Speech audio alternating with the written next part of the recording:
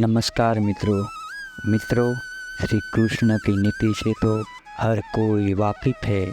कूटनीति, अर्थनीति और राजनीति के लिए विश्व में पहचाने जाने वाले भगवान श्री कृष्ण ने नीति शास्त्र में दुश्मनों पर विजय प्राप्त करने की कुछ नीति बताई है, जिन्हें अपनाकर आप दुश्मन को मात देने में कामयाब हो सकते हैं।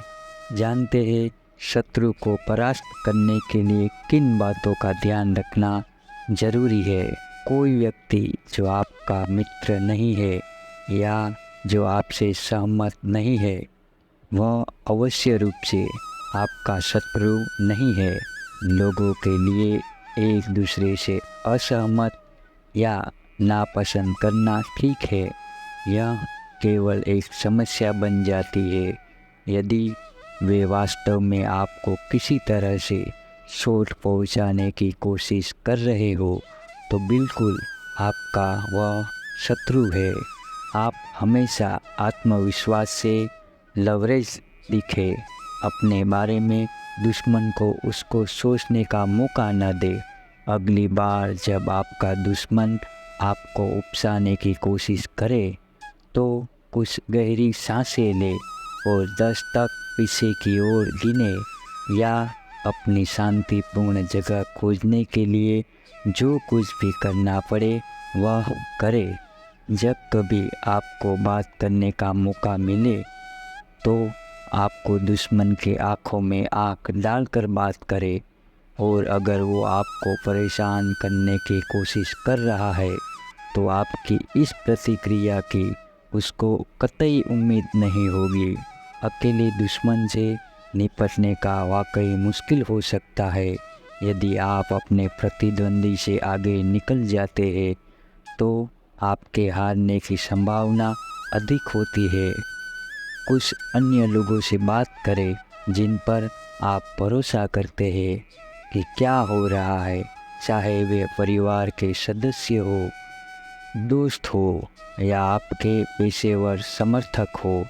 यदि आपके साथ ज़्यादा लोग होंगे तो उसके मन में यह बात ज़रूर आएगी कि आपकी संख्या ज़्यादा है, तो उसके पीछे हटने की संभावना ज़्यादा रहती है। दुश्मन को अपमानजनक व्यवहार से दूर न होने दें।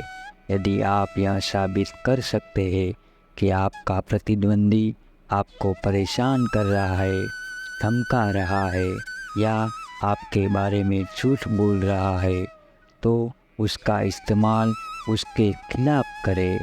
कभी कभी आपको बस इतना करना होता है कि वापस बैठे और प्रतीक्षा करें। क्या आपका दुश्मन आपके बारे में गंदी बातें फैला रहा है? क्या वे गैर पेशेवर हो रहा है, झगड़े कर रहा है या लगातार नियम तोड़ रहा है? यदि ऐसा है तो सीधे सीधे जवाब देने की कोशिश करें। अगर आप बड़े व्यक्ति बन जाते हैं तो इसी से आपके शत्रु पर एक तरफा प्रहार होता है, जिसका अर्थ ये है कि आप जीत गए हैं। दूसरी ओर एक सच्चा दुश्मन आपको खुश और सफल देखकर नफरत करेगा, जिसका अर्थ यह है कि आप अपना सर्वश्रेष्ठ जीवन जीना उन्हें हराने का सबसे अच्छा तरीका है। कभी कभी एक रवैया समायोजन सबसे अच्छा बचाव होता है। आपको नफरत करने वाले को एक नज़रिए से देखने की कोशिश करें। उदाहरण के लिए, क्या यह कोई ऐसा व्यक्ति है जिसे आप वास्तव में अपने पक्ष में चाहते हैं? यदि नहीं है तो यह जानकर कुछ संतोष करने का प्रयास करें कि वे आपको शत्रु मानते हैं और अपनी घृणा का उपयोग अपनी सफलता को बढ़ावा देने के लिए करें।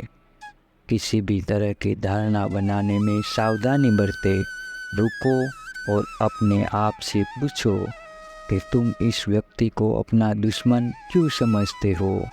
क्या आप वास्तव में जानते हैं कि उन्हें किस तरह से व्यवहार करने के लिए प्रेरित किया जा रहा है?